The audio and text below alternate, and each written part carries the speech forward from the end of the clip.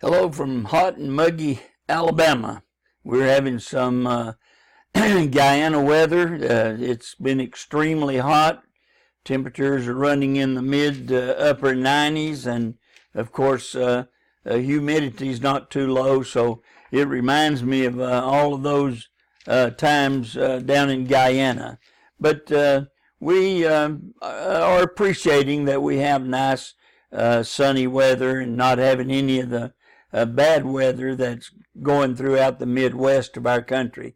It's always a pleasure for me to be with you and to be able to study from God's Word, and I hope that these lessons are beneficial to you.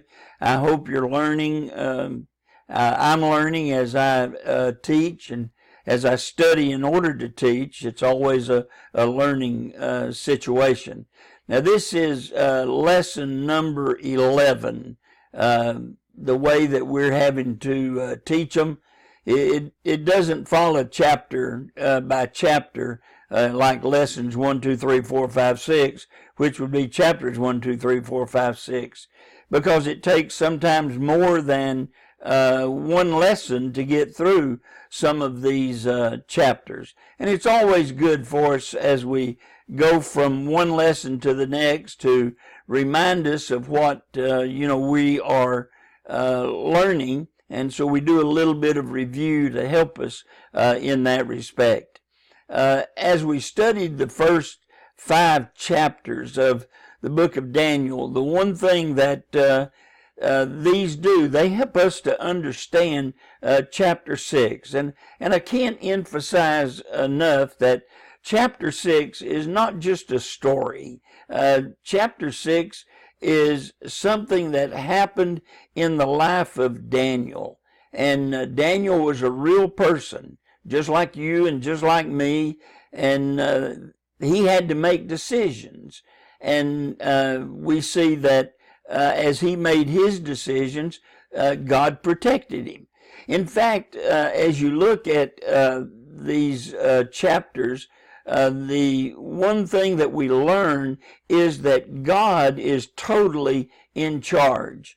You know, there was a thought that went around, a belief really, in this part of the world during this time, that if a nation conquered your nation, then that meant their God was more powerful than your God. And what we learned from Daniel is that's not true.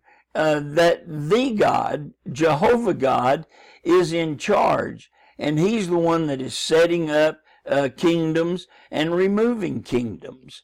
And he has done these things to help the people, to understand that he is in charge. It's amazing that with all the miraculous things that have transpired in the book of Daniel, still people are not convinced that Jehovah God is the God.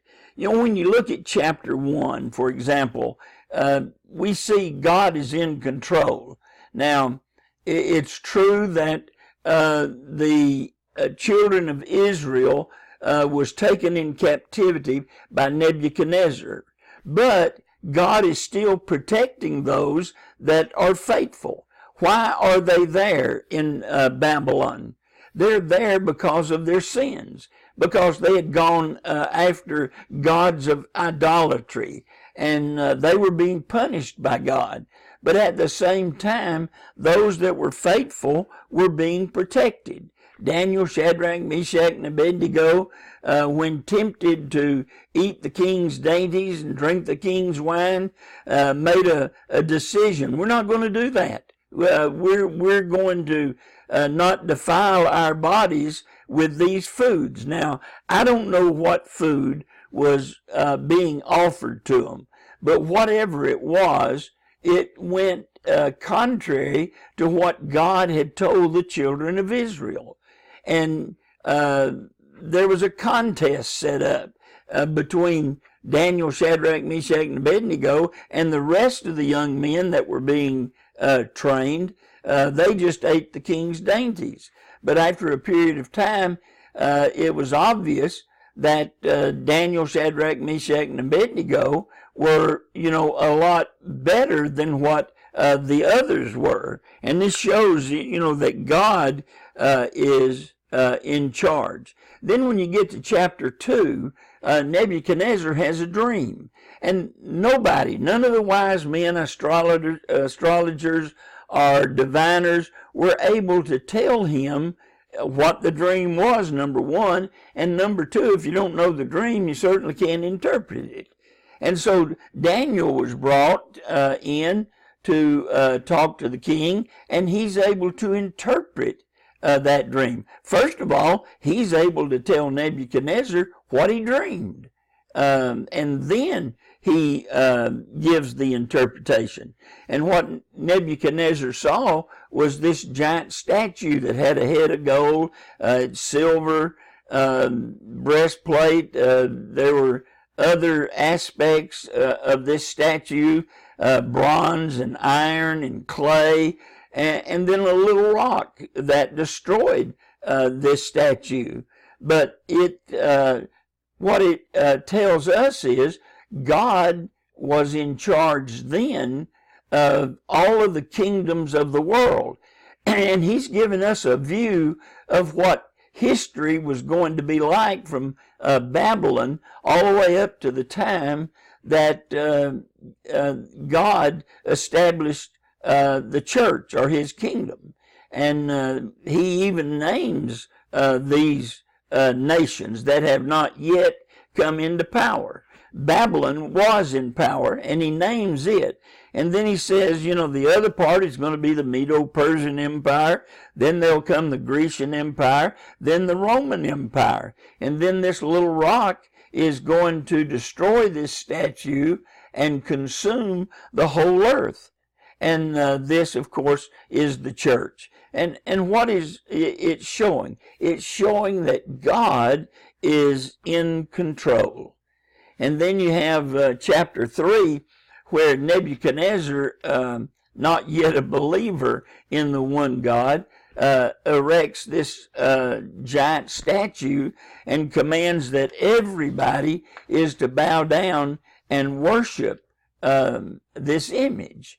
And Shadrach, Meshach, and Abednego would not do that. And they took a stand that they were only going to worship the God of heaven. Well, they were cast into a furnace of fire. And it was so intense that the men that threw them into this furnace were consumed. They were killed. And yet, these three young men, Shadrach, Meshach, and Abednego, were not even singed by the fire. They didn't even have the smell of smoke on them. And again, God, Jehovah God, is in control, and he was protecting his people. Now, we get to chapter 5, and we're introduced to Belshazzar, who is probably the grandson of Nebuchadnezzar. And he sees the handwriting on the wall, and he wants to know, what it means. And Daniel again is called upon to interpret, this particular dream. And he tells Belshazzar that you have been weighed in the scales and found wanting, and your kingdom is going to be taken from you and given to the Medes and the Persians. And that night, Belshazzar lost his life. And what had been prophesied, what Daniel interpreted, it came true. And they lost, Babylon lost the kingdom, and the Medo-Persians took over. Now that brings us to chapter 6, and we're going to see this protection still taking place. Now, actually, the story is very familiar to us from childhood. Most of us have discussed it. We've learned it. We know all about it. But do we really understand the impact of this chapter? Let's look at the first 3 verses. I hope you have your Bible with you, and we're going to be in Daniel 6, 1 through 3. It pleased Darius to appoint 120 satraps to rule throughout the kingdom, with 3 administrators over them, one of whom was Daniel. The satraps were made accountable to them so that the king might not suffer loss. Now Daniel so distinguished himself among these administrators and the satraps by his exceptional qualities that the king planned to set him over the whole kingdom. Well, now this didn't set, especially well with the others, satraps and administrators, and so they're going to try to find a way to eliminate Daniel, get him out of the way.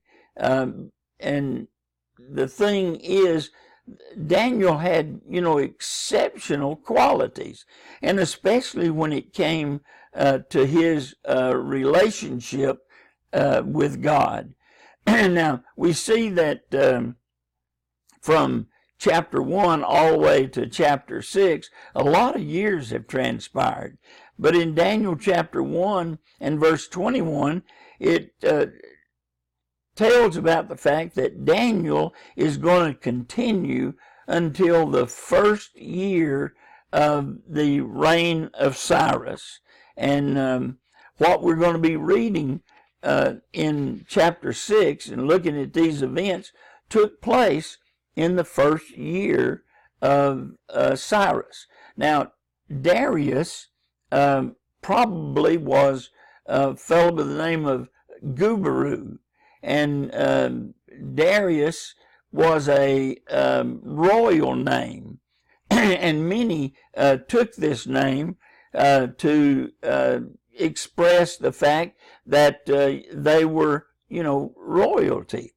And so this was, Cyrus was ruling over all of the kingdom, but he put people in power in certain places. And Darius was in charge of Babylon, Palestine, and Syria. And we know that about 160 years before Darius or Cyrus is going to come on the scene, back in the book of Isaiah, chapter 44, beginning at verse 28, and going through chapter 45 and verse 2, it predicts the coming of Cyrus in 420 BC. Now, this is almost 200 years before Cyrus lived. Now, who can do something like that? Only somebody that can see the present and the future. And God was able to do that. The God that we worship, the God that we serve, he was the one that was able to do these things. He also was the one that was going to help rebuild Jerusalem and the temple. And this is what Isaiah was talking about. Ezra chapter 1 verse 1 also confirms that this situation happened. Now, Cyrus, Darius, they wanted to appoint some administrators.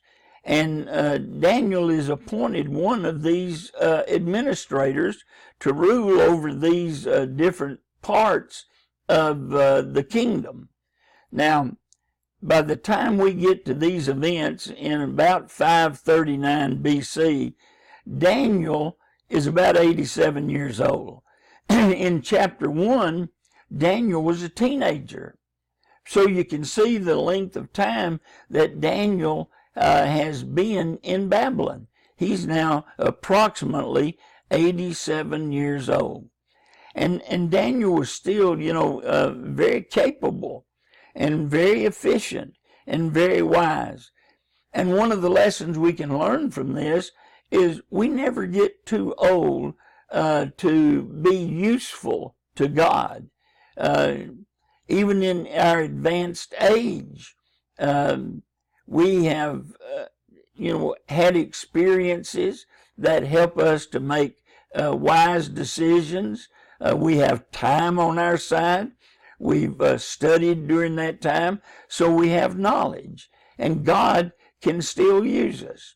In the church, God uses older men. They're elders in the Lord's church. Just the fact that they are called elders indicates that they are advanced in age. Well, it's okay to be advanced in age. God can still use you. Now, we may reach a point where we can no longer be as active as we ought to be or can be, but that doesn't mean that God can't use us. When I was in local work, you'd ask somebody, you'd be planning works of the church and things that you wanted to do, and you might approach someone and ask them, would you be able to do this? And they'd say, well, I'm really young and I don't have the experience and I can't do that. And you approach people a little later and they excuse themselves by saying, I'm too old. And I used to say, people who are just right, that can be used in the work of the local congregation, they go through that just right stage, lickety split, and most of the time we miss it. But we don't get too old. Now, there are things that we can't do because of our age, and there's things that we can't do because we're too young, but God still is able, to use us. I like what is said in verse number 3 concerning Daniel. It says, Daniel so distinguished himself among the administrators and the satraps by his exceptional qualities that the king planned to set him over the whole kingdom. Here was a man that was, very capable, very wise, and God is in control. And God is going to use him in the Medo-Persian Empire. He's used him in the Babylonian Empire. Now he's going to use him in the Medo-Persian Empire. Now, Darius is tricked into making a very foolish decree. And if you look at verse number 4, and we'll go verses 4 and 5, and we'll notice, what was done.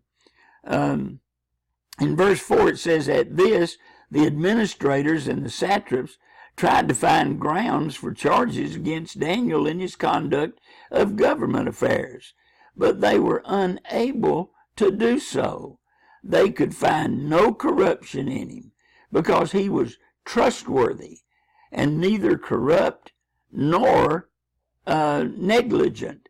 Finally, these charges against this man Daniel, let me back up, I didn't read that right. Finally, these men said, we will never find any basis for charges against this man Daniel unless it has something to do with the law of his God. So Daniel was such an honest, upright individual that they couldn't find anything that they could accuse him of as far as, his affairs were concerned, as far as the government is concerned. You wish you had men like that in government today, in Guyana, here in the States.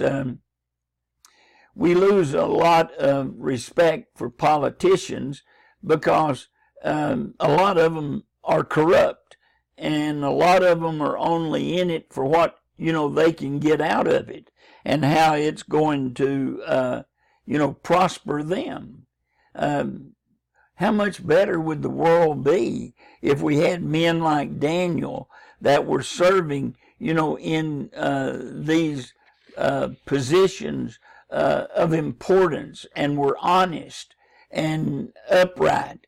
How much better would your country be? How much better would my country be if we had more men like Daniel? Now, Daniel was this honest type person, and these other administrators understood that the only way that they were going to find something against Daniel, it was going to have to be as far as his relationship to his God and government was concerned. Now go to verse number 6, and we'll read verses 6 through 9, and we're going to see this decree that Darius is going to make. It says, "So the administrators and the satraps went as a group to the king and said, 'O King Darius, live forever.' The royal administrators, prefects, satraps, advisors, and governors have all agreed that the king should issue an edict and enforce the decree that anyone who prays to any god or man during the next 30 days, except to you, during, O king, shall he be thrown into the lion's den." And the king is going to be, all for this. Verse number 8, it says, "Now, O king, issue the decree and put it in writing so that it cannot be altered in accordance with the laws of the Medes and the Persians, which cannot be repealed."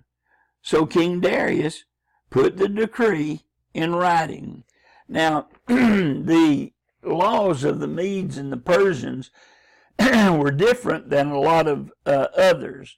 When they put a law into effect, even the king couldn't change it. Once it was written into law, the king himself didn't have the right to change it. Now, these other administrators understood this, and they knew that this was an area where they could, get something against Daniel and get him thrown into the den of lions. Now, they knew that under God's law, that the people that were in captivity, they prayed 3 times every day facing Jerusalem. And they knew that Daniel every day, 3 times, opened the window facing Jerusalem, and he prayed. Now, Daniel isn't going to change this just because, there's a law that has been written that forbids this. And so Daniel isn't doing something to spite these people. What Daniel is doing is what Daniel always did. He prayed every day, 3 times every day, facing the, city of Jerusalem. This indicts me, and I hate it.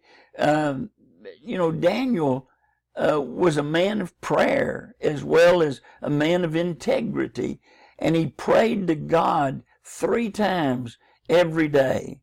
And I have to ask myself, Jerry, do you pray every day?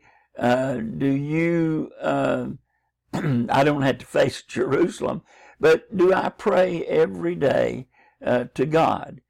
I have some people, in the congregation. One of them is a fellow who preached for the Prattville Church for about 17 years. He's retired now and lives in Prattville and attends the Prattville Church. Very wise individual. Raymond Elliott's his name. Raymond will call and check on me, knowing that my health isn't as good as it used to be. And he'll tell me, he says, "Jerry, I pray for you every day." Every day. Raymond is praying for me as well as praying for others. And we need to ask ourselves, do I do that now? We live in a peaceful society. We're not being threatened, and we can pray, every day, all the time. Are we doing that? How often do you pray? I have to ask myself that question all the time. How often do I pray? And, it's talking to God.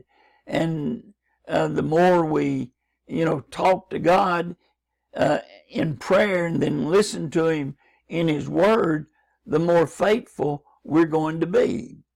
Our graduates, high school graduates, we had a service for them this past Sunday, and we presented them with a Bible, and it's inscribed with their name on it. Very nice Bible. And we do this every year, and the elders make the presentation. And as I was making the presentation, I had about 3 that I was presenting.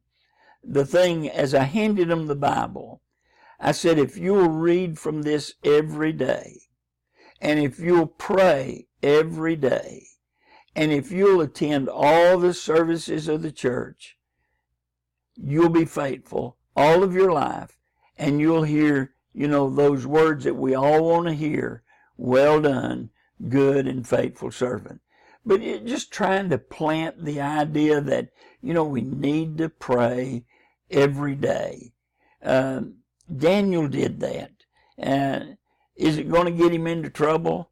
Well, with, men, it is going to get him into trouble.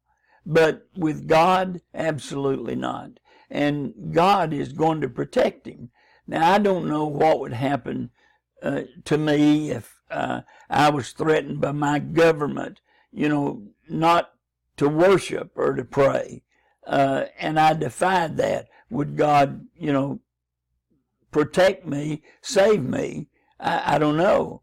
But even if I die, I'm going to go be with God. So I win either way. And that's how we have to look at it. Over in China, there are a lot of Christians, but they can't worship openly. They have to go into hiding in order to worship. And they're raided many times, and they're arrested and put in jail because they're just simply worshiping God. Daniel knew what the consequences were going to be, but he didn't change his normal activity. He still prayed 3 times every day. Now, of course, this was a trap.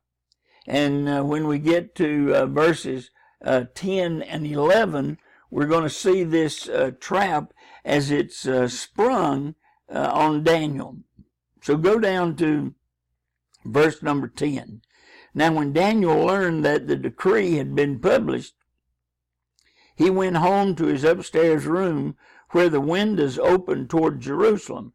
3 times a day, he got down on his knees and he prayed, giving thanks to his God. Now, this is important, just as he had done before. You see, he was already doing this, and this decree was not going to stop him. He was going to continue to do this. Then these men went as a group and found Daniel praying and asking God for help. So, he is entrapped because of this decree that the king was tricked into making. Now, we'll look, when we get together the next time, we'll look at the results, the consequences of what happened with Daniel. And we'll see God, as before, working on behalf of his children.